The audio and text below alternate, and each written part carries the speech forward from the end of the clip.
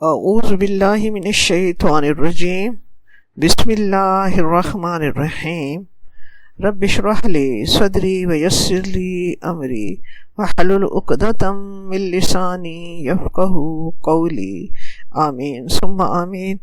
سورۃ آل عمران آیت نمبر 164 164۔ لقد من اللہ علی المؤمنین اذ بعث فیہم رسولا من انفسہم۔ در حقیقت اللہ تبارک و تعالیٰ نے یہ بہت بڑا احسان کیا ہے مومنین پر، جب ان میں اٹھایا ایک رسول انہی میں سے، یعنی ان کی قوم میں سے ایک رسول اٹھایا، یتلو علیہم آیاتہ و یزکیہم، جو تلاوت کر کے انہیں سناتا ہے اس کی آیات اور انہیں پاک کرتا ہے، ویعلمہم الکتاب والحکمہ، اور وہ تعلیم دیتا ہے انہیں کتاب اور حکمت کی، وَإِن كَانُوا مِن قَبْلُ لَفِي ضَلَالٍ مُبِينٍ، اور یقیناً اس سے پہلے یعنی رسول پاک صلی اللہ علیہ وآلہ وسلم کی آمد سے پہلے تو لازماً وہ کھلی گمراہی کے اندر مبتلا تھے۔ ہم دیکھیں تو پوری کائنات اللہ تبارک و تعالیٰ کی دی ہوئی ایک نعمت ہے، اور اللہ تعالیٰ کی خاص نعمتیں بنی نوع انسان پر ہیں۔ رب کریم نے انسان کو بنایا۔ رب کریم فرماتا ہے لَقَدْ خَلَقْتُكَ وَلَمْ تَكُ شَيْئًا، ہم نے تجھے پیدا کیا جب تو کچھ بھی نہیں تھا۔ وہ عدم سے وجود میں لایا انسان کو۔ ہماری کوئی ذات، کوئی شخصیت، کوئی حیثیت نہیں تھی، اس نے ہمیں ذات دی، جسم دیا، جان دی، ذہن، شخصیت، سوچ، جذبات کا سمندر مفت میں ہی ہمیں عطا کیا اس نے۔ پھر اس نے جسم کی ضروریات کے لیے اور اس روح کی ضروریات پوری کرنے کے لیے کہیں بھی بخل سے کام نہیں لیا۔ جسم کی ضروریات کے لیے، مادی ضروریات کے لیے اس نے 20 قسم کی اجناس، سبزیاں، پھل، میوے، انواع و اقسام کی چیزیں پیدا کی۔ حالانکہ اگر وہ 2-3 چیزیں بھی پیدا کر دیتا تو انسان کا گزارا ہو سکتا تھا، مگر اس نے سینکڑوں ہزاروں انواع و اقسام کی چیزیں انسان کی جسمانی ضروریات کے لیے پیدا کی۔ اتنی زیادہ ضرورتیں کہ انسان ان کا شمار نہیں کر سکتا۔ پھر جسمانی ضروریات کے ساتھ اس کو اللہ تبارک و تعالیٰ کا کرم اور اس کی رحمت دیکھیے کہ روح کی ضروریات پوری کرنے کے لیے، روحانی ضروریات پوری کرنے کے لیے اس نے 1,24,000 انبیاء بھیجے، پھر 4 الہامی کتابیں اور کتنے لاتعداد صحیفے انسانی روحانی ضرورت کے لیے بھیجے۔ پھر تا قیامت اللہ تبارک و تعالیٰ اولیاء کرام، ہادیان دین اور واعظین کی تعداد اللہ تبارک و تعالیٰ پیدا کرتا رہتا ہے انسان کی روحانی ضرورت کے لیے۔ اگر ہم اللہ تبارک و تعالیٰ کی ان نعمتوں کو گننے بیٹھیں تو ہم گن نہیں سکتے۔ رب کریم نے قرآن پاک میں چیلنج کیا ہے وَإِن تَعُدُّوا نِعْمَةَ اللَّهِ لَا تُحْصُوهَا، اگر تم اس کی نعمتوں کا شمار کرنے لگو، اگر تم اس کی نعمتوں کو گننے لگو تو تم اس کا شمار نہیں کر سکتے۔ آج آپ سوچئے کہ علم کی اس انتہا کے دور میں، ٹیکنالوجی کی ترقی کے اس دور میں، کمپیوٹر کے دور میں بھی اللہ تبارک و تعالیٰ کا یہ چیلنج قائم ہے۔ جب ایک کمپیوٹر کی ایک کلک سے ہزاروں لاکھوں کا ڈیٹا سامنے آ جاتا ہے، رب کریم فرما رہا ہے کہ میری نعمتوں کو اگر تم گننے لگو تو تم اس کا شمار نہیں کر سکتے۔ اللہ تعالیٰ کی نعمتوں کو گننے کا اور شمار نہ کر سکنے کا یہ چیلنج آج بھی قائم ہے۔ سوچئے، اتنی زیادہ نعمتیں بن مانگے دینے والی ہستی اگر اپنی ایک نعمت دینے پر فرما رہی ہے کہ میں نے تم پر احسان کیا ہے، کہ میں نے تمہیں میں سے اپنا ایک رسول بھیجا ہے، تو یقیناً یہ نعمت وہ نعمت ہے کہ اس جیسی نعمت کوئی اور ہو ہی نہیں سکتی۔ قرآن پاک میں اگر ہم دیکھیں تو کسی اور موقع پر کسی اور نعمت کو دیتے ہوئے اللہ تعالیٰ کا یہ انداز ہمیں کہیں بھی نہیں نظر آتا۔ اللہ تعالیٰ کے اتنے بڑے احسان کو ہمیں محسوس کرنا ہے، اس خوشی کو دل میں اتارنا ہے۔ یہ ہمارا حق بھی ہے اور ہمارا فرض بھی ہے کہ اللہ تعالیٰ نے ہمیں اپنا حبیب حضرت محمد صلی اللہ علیہ وآلہ وسلم ہم میں مبعوث فرمایا۔ یہ اللہ تبارک و تعالیٰ کا احسان ہے۔ مومن کو اس احسان کو محسوس کرنا اور اس خوشی کو دل میں محسوس کرنا مومن کا حق بھی ہے اور فرض بھی ہے۔ صحیح بخاری میں حدیث مبارکہ ہے کہ ابو لہب پر سوار کے دن دوزخ کے عذاب میں کمی ہو جاتی ہے، اس لیے کہ سوار کے دن آپ صلی اللہ علیہ وآلہ وسلم پیدا ہوئے اور ان کی پیدائش کی خوشی کی خبر دینے والی اپنی لونڈی کو ابو لہب نے اس خوشی کی خبر دینے پر کی خوشی میں انہوں نے اپنی لونڈی صوبیہ کو آزاد کر دیا کہ میرے بھتیجے کی پیدائش کی خبر لائی ہے۔ اس خوشی اور شکر کو تا قیامت آنے والے مومنین اس کو محسوس بھی کریں اور اس کا حق بھی ادا کریں۔ اس خوشی اور شکر کا عملی اظہار یہ ہے کہ ہم آپ صلی اللہ علیہ وآلہ وسلم کے فرمان مبارک کو، آپ صلی اللہ علیہ وسلم کی سنت کو، اپنی سنت پر عمل کرنا ہم اپنی زندگی کا سرمایہ سمجھیں۔ اس شکر کا قولی اظہار یہ ہے کہ ہماری زبان درود پاک کی کثرت سے ہر وقت تر رہے۔ اللہ تعالیٰ یہ سعادت ہر مومن کو عطا فرمائے۔ اور اس شکر اور اس خوشی کا عملی اظہار یہ بھی ہے اور سب سے ضروری ہے یہ کہ ہم آپ صلی اللہ علیہ وآلہ وسلم کی محبت کو اپنی جان، اپنی مال، اپنی اولاد، اپنے ماں باپ، غرض کے دنیا کی ہر چیز سے زیادہ آپ صلی اللہ علیہ وسلم کی محبت ہمارے دل میں ہو۔ یہ ہے اس اللہ تعالیٰ کے اس احسان کا بہترین شکر کا عملی اظہار۔ اور حقیقت یہ ہے کہ مومن کا ایمان مکمل ہو ہی نہیں سکتا جب تک اس کے دل میں آپ صلی اللہ علیہ وآلہ وسلم کی محبت، اس کی جان، اس کے مال، اس کی اولاد اور اس کے ماں باپ، غرض دنیا کی ہر چیز سے بڑھ کر ہو۔ اور ہونی چاہیے کہ محمد کی محبت دین حق کی شرط اول ہے، اسی میں ہو اگر خامی تو ایمان نامکمل ہے۔ یہ اللہ تبارک و تعالیٰ کا واقعی احسان عظیم ہے کہ اس نے ہمیں میں سے اپنا ایک حبیب حضرت محمد مصطفیٰ صلی اللہ علیہ وآلہ وسلم ہم میں مبعوث فرمایا۔ اور اللہ تبارک و تعالیٰ کے احسان کے بعد ہم پر سب سے زیادہ احسان جو ہے وہ رسول پاک صلی اللہ علیہ وآلہ وسلم کا ہے کہ آپ صلی اللہ علیہ وآلہ وسلم نے کی طفیل ہمیں ایمان کی دولت نصیب ہوئی، ورنہ خدا نخواستہ ہم بھی شجر و حجر، پتھر، کیڑے، حشرات الارض اور خدا جانے کس چیز کو سجدے کر رہے ہوتے۔ ایک ماں اور باپ بھی اولاد پر وہ احسان نہیں کر سکتے جتنے احسان عظیم رسول پاک صلی اللہ علیہ وآلہ وسلم کے ہر مومن مسلمان پر ہیں۔ آپ صلی اللہ علیہ وسلم نے رات کے سجدوں میں رو رو کر اپنی امت کی بخشش کے لیے دعائیں مانگی ہیں۔ مسجد نبوی کی مٹی ان آنسوؤں سے تر ہے جو رات کے سجدوں میں آپ صلی اللہ علیہ وآلہ وسلم نے تا قیامت کے آنے والے امت محمدی کے ہر فرد کی بخشش کے لیے اللہ تعالیٰ کے حضور دعائیں مانگتے ہوئے جو آنسو بہائے ہیں۔ آپ صلی اللہ علیہ وسلم کا وہ احسان ہے جو کسی ماں باپ کا بھی اپنی اولاد پر نہیں ہو سکتا۔ یقین جانیے کہ میرا نفس بھی میرا اتنا خیر خواہ نہیں ہے اور میرے ماں باپ بھی میرے اتنے خیر خواہ نہیں ہیں جتنے خیر خواہ آپ صلی اللہ علیہ وآلہ وسلم امت محمدی کے ہر فرد کے لیے ہیں۔ قیامت کے دن جب ہر شخص نفسی نفسی پکار رہا ہوگا، کوئی ایک دوسرے کے کام نہیں آئے گا، ایک دوسرے سے بھاگیں گے۔ یوم یفر المرء من اخیہ و امہ و ابیہ و صاحبتہ و بنیہ، ہر شخص جو ہے وہ ایک دوسرے سے بھاگے گا اور یہ سوچے گا کہ میں عذاب سے بچ جاؤں۔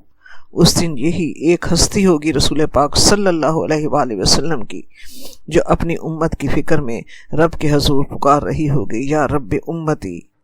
پل صراط سے زیادہ مشکل اور کوئی مرحلہ نہیں ہے۔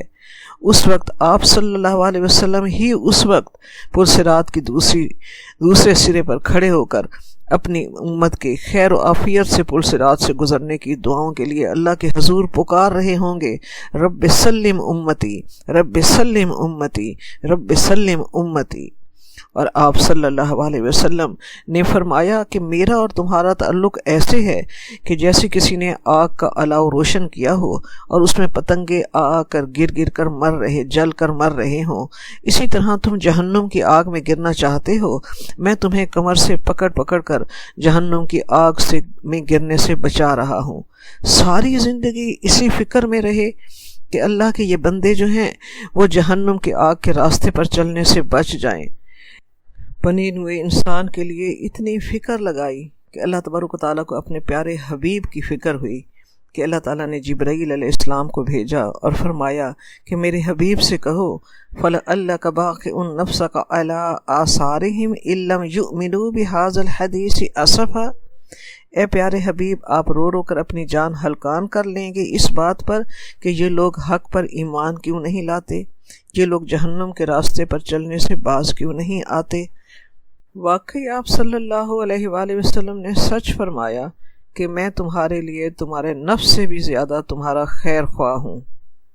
تعالیٰ ہر مومن مسلمان کو، ہم سب کو اور مجھ گنہگار کو وہ نعمت عطا فرمائے محبت محمدی کی کہ ہمارے دل میں آپ صلی اللہ علیہ وآلہ وسلم کی محبت ہماری جان، ہماری مال، ہماری اولاد، ہمارے ماں باپ، غرض کی دنیا کی ہر چیز سے بڑھ کر ہو۔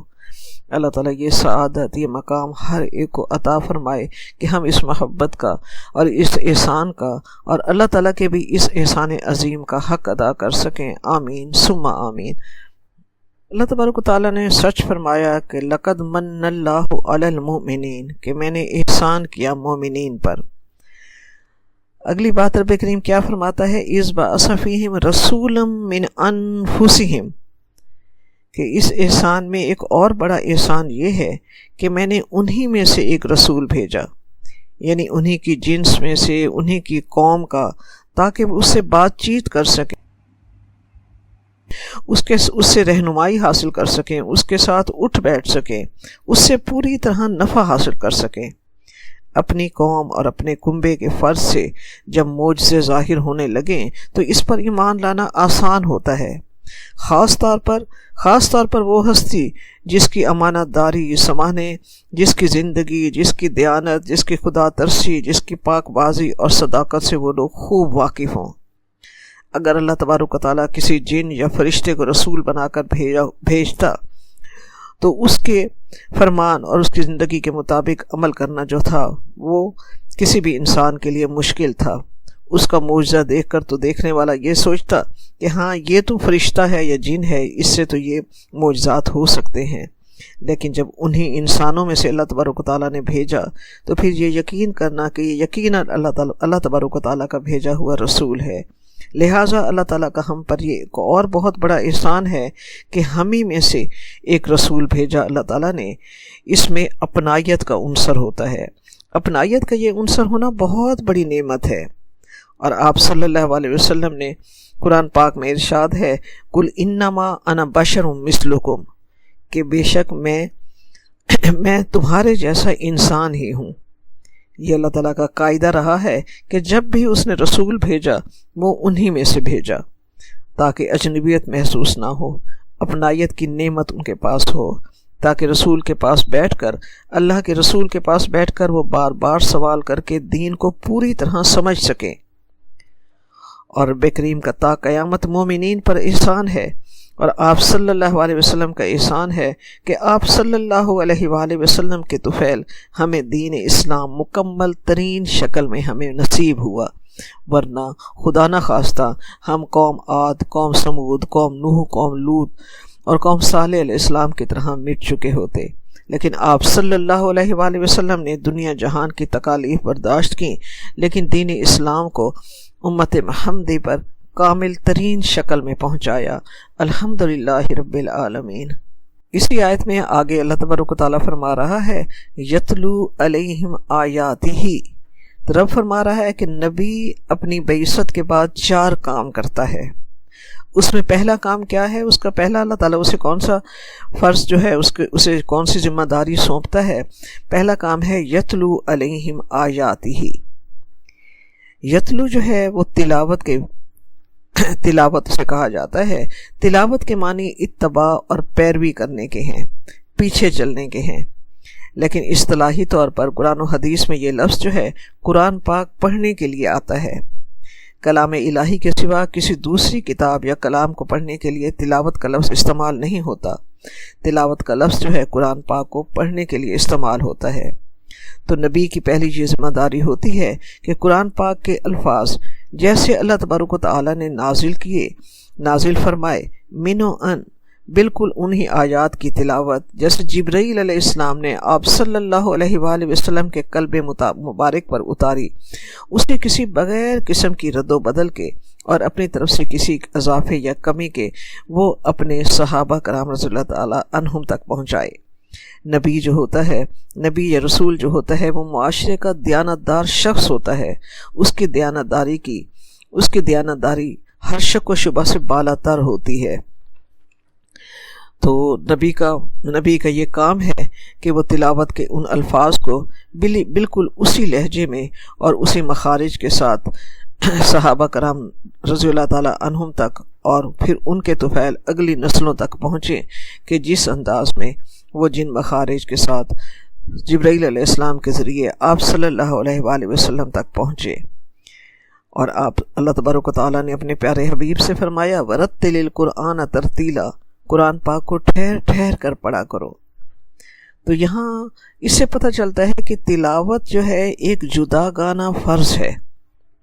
جہاں قرآن پاک میں اس کے معنی سمجھنا، اس کے مفہوم کو جاننا اہم ترین چیز ہے، اسی طرح اس کے الفاظ کی صحیح تلاوت کرنا بھی اس سے زیادہ اور اس سے پہلے اہم ترین چیز ہے، کیونکہ قرآن پاک کو عربی لب و لہجے میں پڑھنے، اس کے صحیح مخارج کے ساتھ اور تجوید کے صحیح تمام تر اصول کو مد نظر رکھتے ہوئے پڑھا جائے گا تو اس کا مفہوم کا صحیح حق ادا ہوگا۔ اگر ان تمام چیزوں کو مد نظر نہ رکھا جائے تو مفہوم تبدیل ہو جاتا ہے اور انسان جو ہے وہ ثواب کی بجائے گناہ جو ہے وہ خدا نخواستہ اس کے حصے میں نہ آئے۔ اس لیے قرآن پاک کے الفاظ کو، اس کی صحیح تلاوت کو صحیح مخارج کے ساتھ اور صحیح تمام اصولوں کے ساتھ پڑھنا جو ہے وہ اہم ترین ہے۔ اللہ کا ہر نبی جو ہے وہ اپنی کتاب جو اللہ تعالیٰ کا ہر رسول جو اس کتاب اس کے ساتھ بھیجتا ہے اس کو پڑھنا سکھاتا ہے اپنی امت کو۔ تو آپ صلی اللہ علیہ وسلم نے بھی بالکل اسی طرح سکھایا صحابہ کرام رضی اللہ تعالیٰ عنہم کو، جیسے اللہ تبارک و تعالیٰ نے جبرائیل علیہ السلام کے ذریعے آپ صلی اللہ علیہ وسلم کو سکھایا۔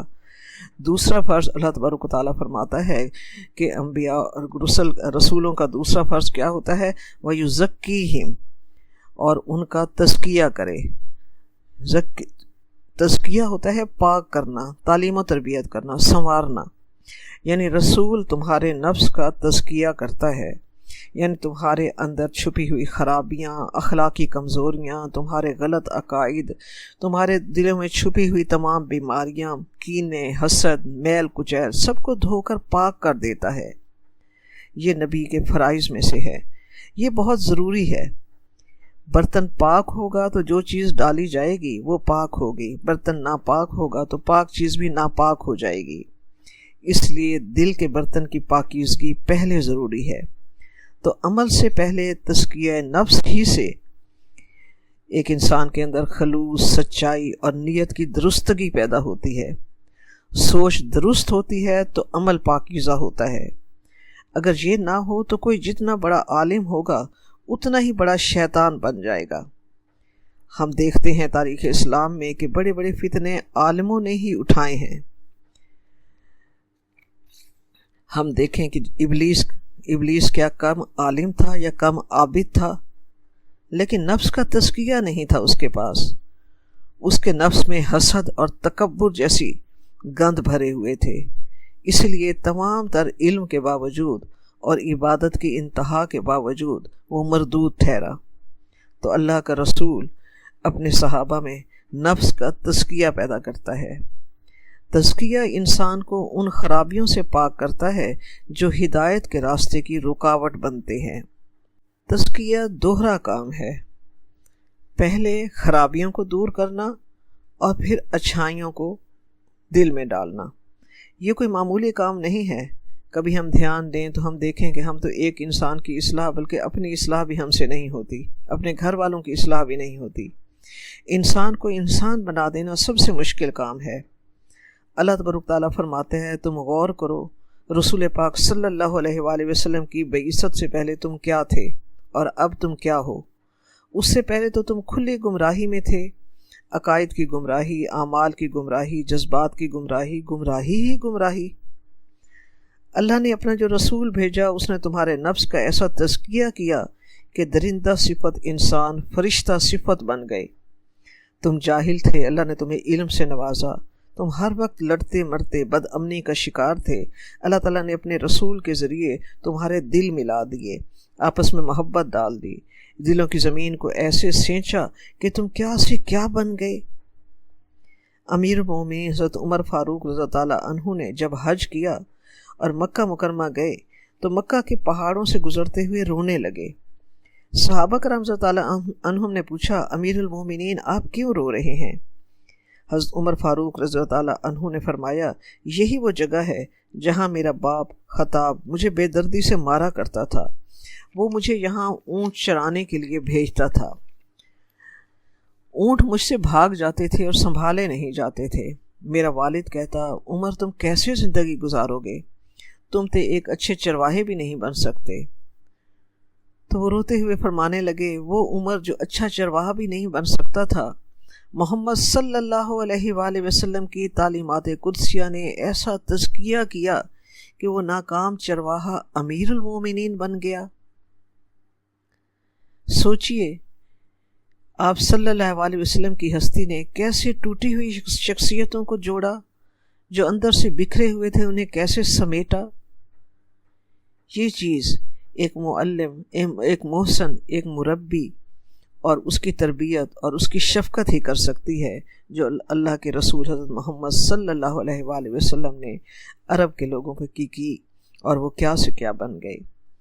اس کے بعد اللہ تبارک و تعالیٰ فرماتا ہے، تیسرا کام اللہ کے بھیجے ہوئے رسول کا یہ ہوتا ہے، وَيُعَلِّمُهُمُ الْكِتَابَ وَالْحِکْمَةَ، تیسرا فرض ہے تعلیم کتاب، اللہ تعالیٰ کی بھیجی ہوئی کتاب کی تعلیم دینا، یعنی صرف تلاوت ہی نہیں، اس کے بعد صرف نفس کا تزکیہ ہی نہیں، بلکہ اس کے بعد اللہ تعالیٰ کا رسول قرآن پاک کی تعلیمات کے ذریعے قرآن پاک کا صحیح علم ان تک پہنچاتا ہے، قرآن پاک کے فہم کو ان کے دلوں میں اتارتا ہے، یعنی قرآن پاک کا ایسا فہم اور ایسا بیان ان کو عطا کرتا ہے اور وہ ایسی تعلیم دیتا ہے کہ دل عمل کی طرف راغب ہو جائے، زندگیاں بدل جائیں اور یوں بدل جائیں اور انسان یوں عمل کرے جیسے قرآن پاک نازل کرنے والے کا منشا ہے، یعنی اللہ تعالیٰ کی کتاب کی تفصیلی تعلیم ہی نہیں دینا بلکہ اس تعلیم کو دلوں میں اتارنا۔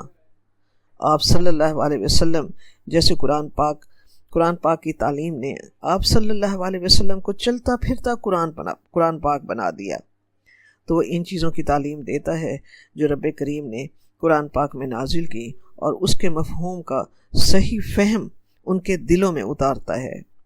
قرآن پاک زندگی ہے، زندگی کی کتاب ہے، تو اس علم کے ذریعے انسان کی زندگی، صحابہ کرام رضی اللہ عنہم کی زندگی بدل گئی، انہیں جینے کا ڈھنگ سکھاتا ہے۔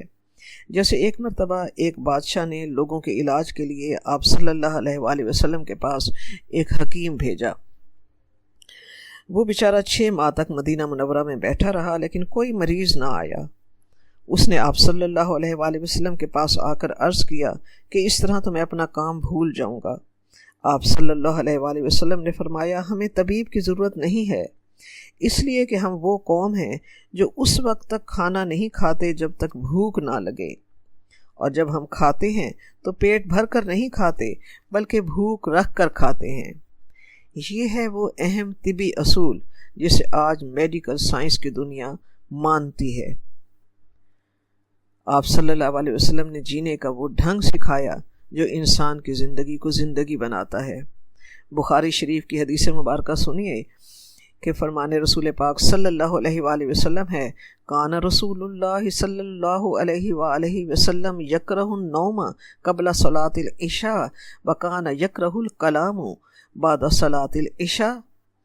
آپ صلی اللہ علیہ وسلم نماز عشاء سے پہلے سونا ناپسند فرماتے تھے اور نماز عشاء کے بعد بات چیت کرنا ناپسند فرماتے تھے۔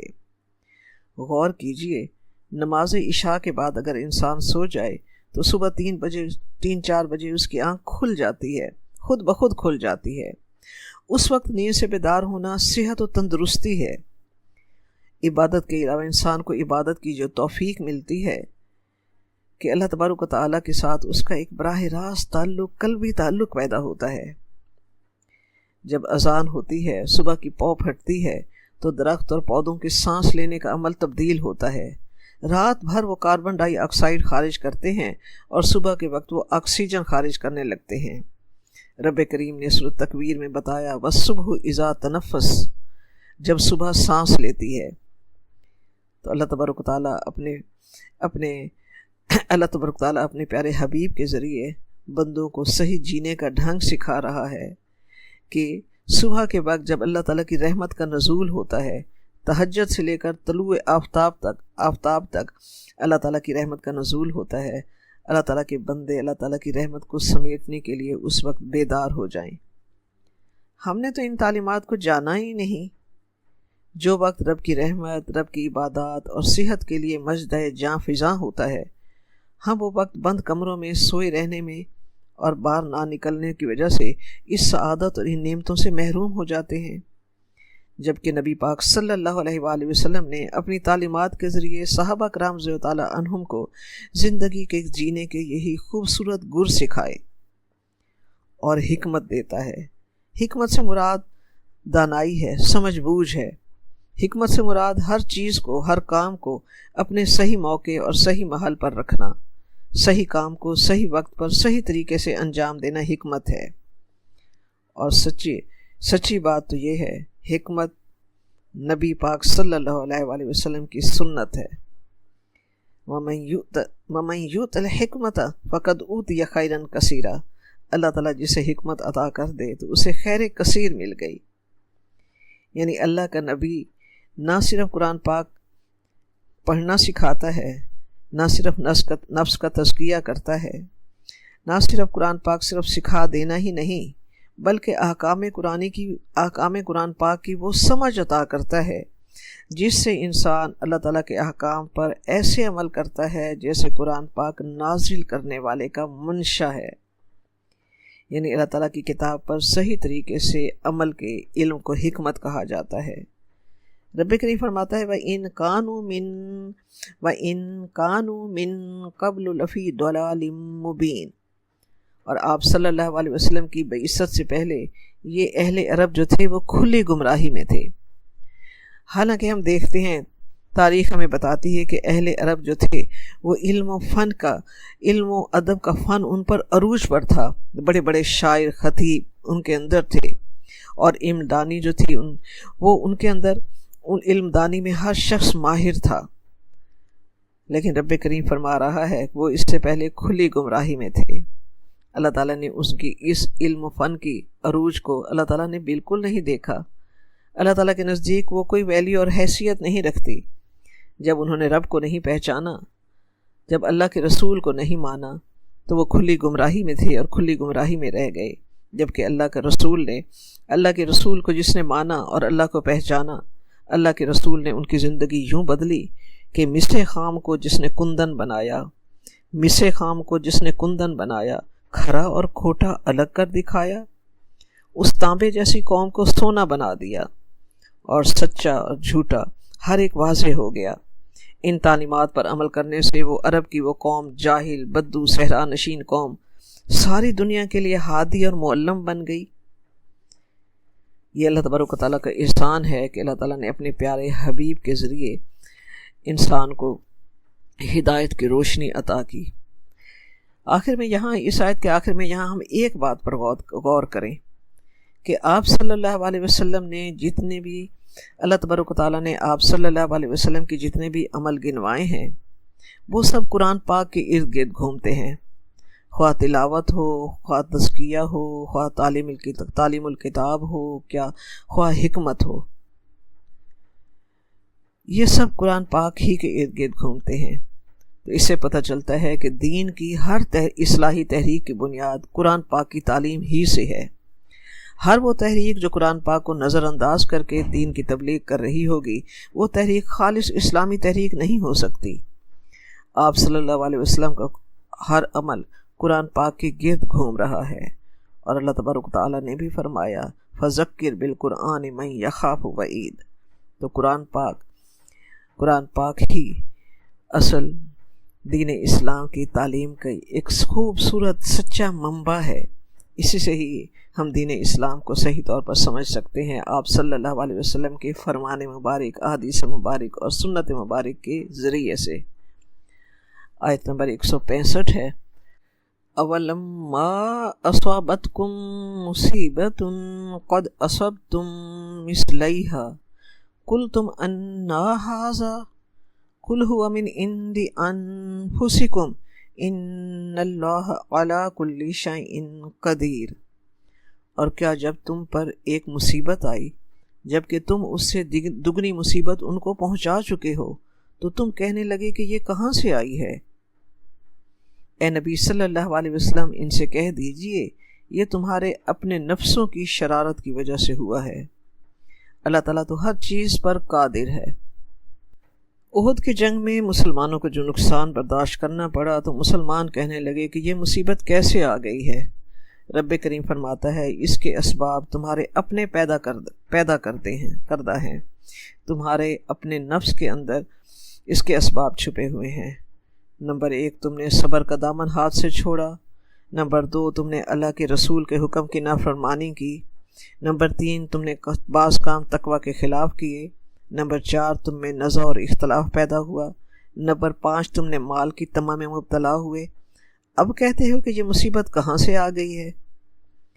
سوچو تو صحیح، ایسی ہی مصیبت تم جنگ بدر میں انہیں پہنچا چکے ہو۔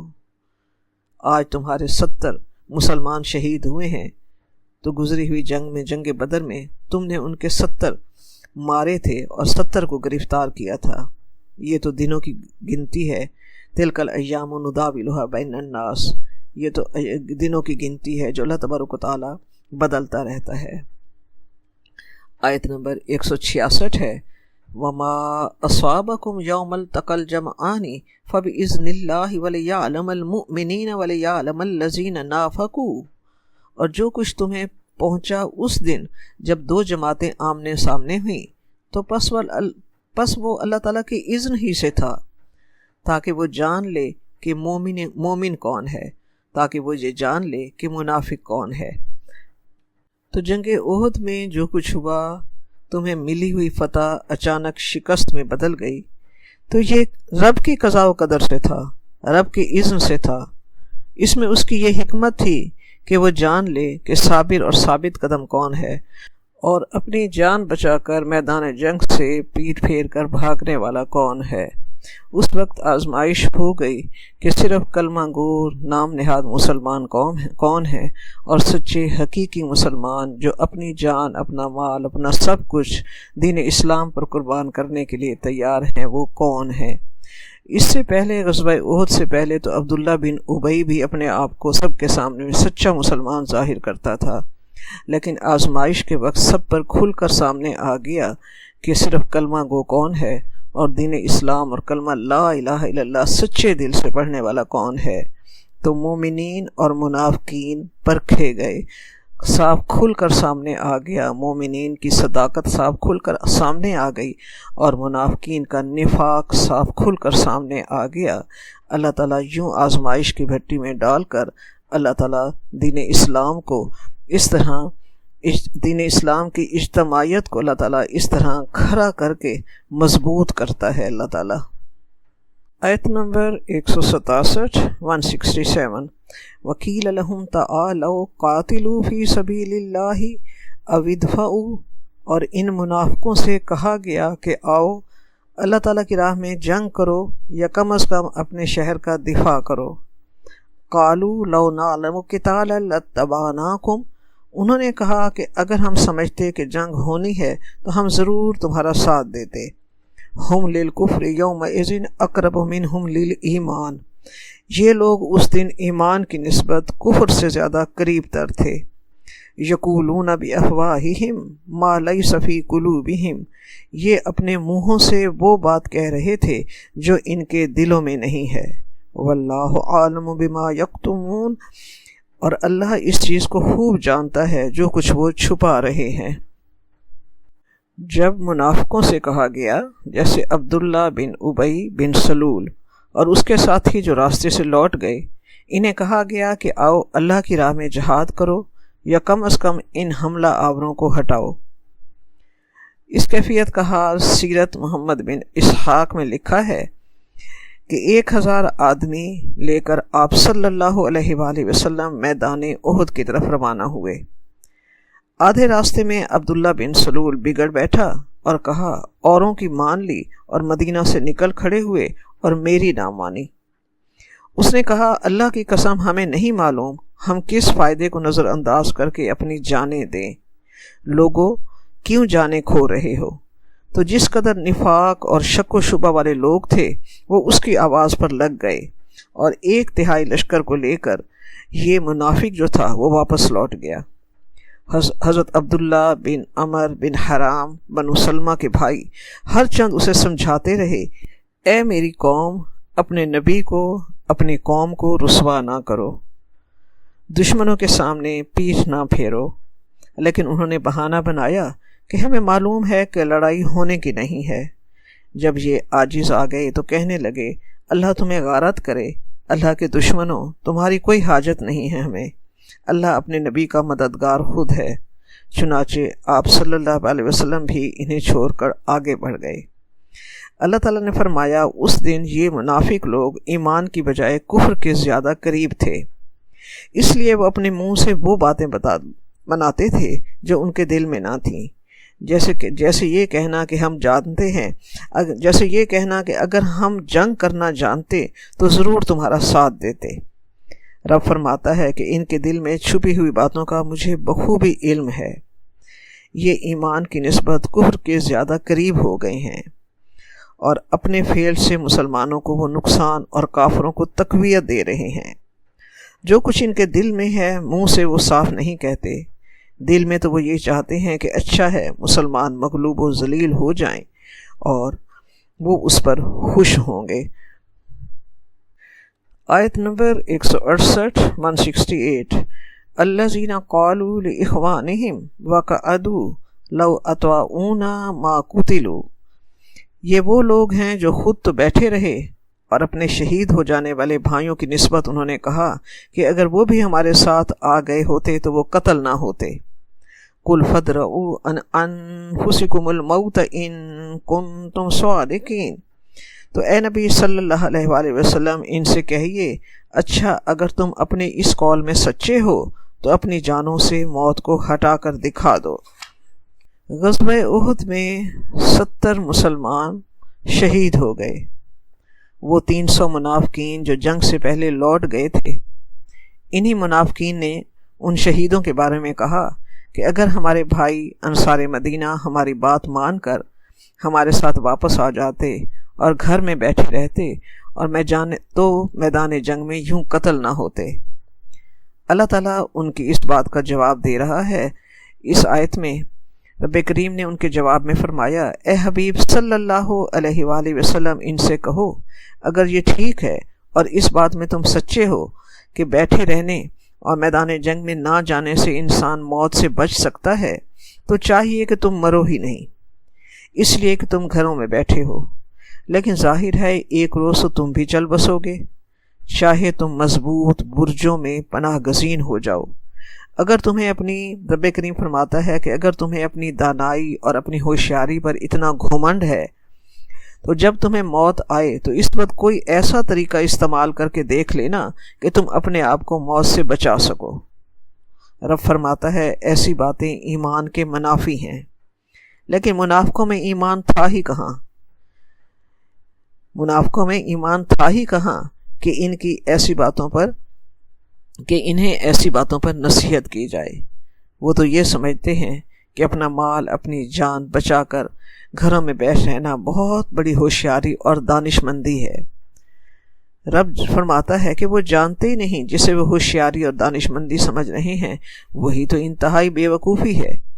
انہیں تو معلوم ہی نہیں کہ زندگی کی اصل کامیابی کیا ہے۔ زندگی کی اصل کامیابی تو یہ ہے کہ زندگی کا یہ مختصر سا دورانیہ جو آزمائش کے طور پر انسان کو دیا گیا ہے، اس مختصر سے دورانیے میں مومن اپنی جان، اپنا مال، اپنا وقت اللہ کے راستے میں کھپا کر آخرت کے لیے، دائمی زندگی کے لیے بہترین کامیابی حاصل کر لے۔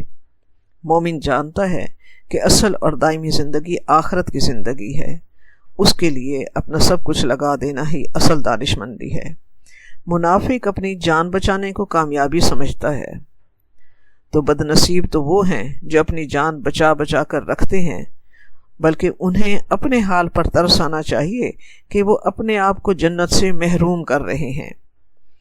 منافقین کی اسی غلط سوچ کے بارے میں اللہ تبارک و تعالیٰ نے سورۃ بقرہ میں پہلے پارے میں آیت نمبر 13 میں فرمایا کہ وَإِذَا قِيلَ لَهُمْ آمِنُوا كَمَا آمَنَ النَّاسُ قَالُوا أَنُؤْمِنُ كَمَا آمَنَ السُّفَهَاءُ أَلَا إِنَّهُمْ هُمُ السُّفَهَاءُ وَلَٰكِن لَّا يَعْلَمُونَ۔ اور جب انہیں کہا جاتا ہے کہ ایمان لے آؤ جیسا کہ اور لوگ ایمان لائے ہیں، تو وہ کہتے ہیں کہ کیا ہم ان بے وقوفوں کی طرح ایمان لائیں؟ رب کریم فرماتا ہے کہ سنو، بے شک یہ وہی لوگ بے وقوف ہیں لیکن وہ اس کو جانتے نہیں۔ یہاں بھی منافقین کا وہی کردار ہے اور سوچ کا وہی انداز ہے کہ اپنی جان اس فانی دنیا کے لیے بچا کر بیٹھ رہنے اور اپنے آپ کو آزمائش میں ڈالنے سے بچانے کو وہ اپنی دانش مندی سمجھ رہے ہیں۔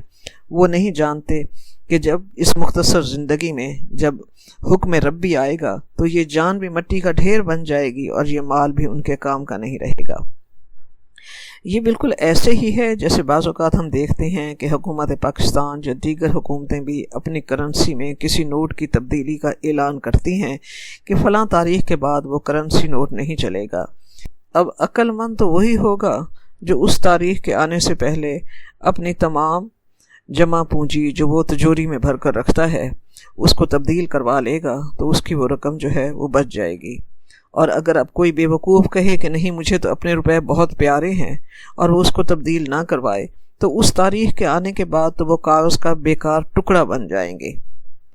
بالکل اسی طرح ہمارے پاس بھی اللہ تبارک و تعالیٰ نے ہمیں جان، مال، وقت ایک کرنسی کی صورت میں اللہ تعالیٰ نے ہمیں اس دنیا کی زندگی کے لیے دیا ہے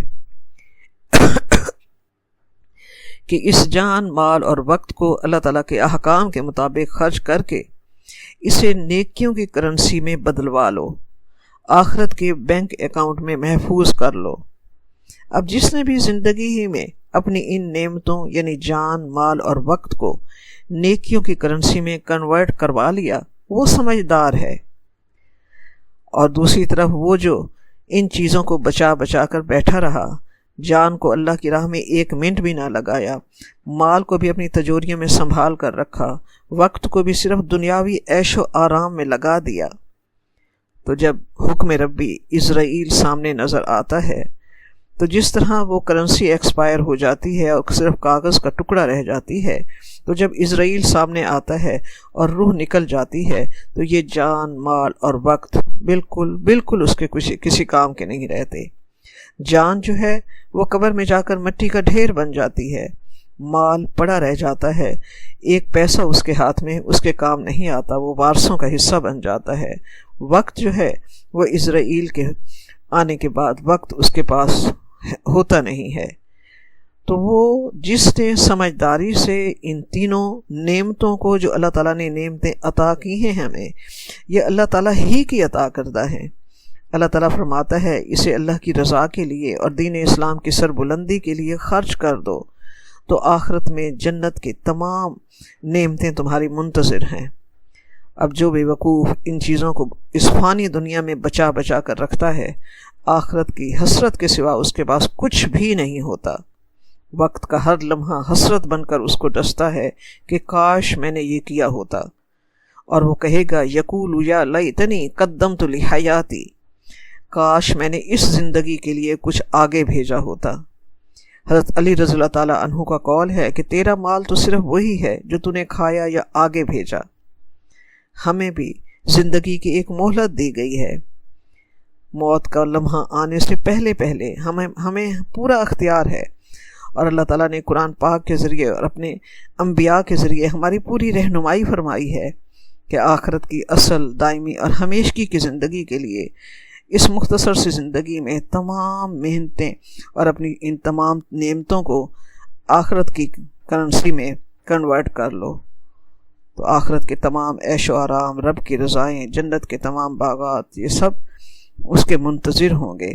اللہم اجعلنا منہم، یا اللہ ہمیں ایسے ہی خوش نصیبوں میں شامل فرمانا کہ ہم اس مختصر سی فانی زندگی میں رب کی رضا کے وہ کام کر جائیں جو ہمیشگی کی ابدی زندگی کے لیے بہترین سرمایہ ہمارے لیے ثابت ہوں۔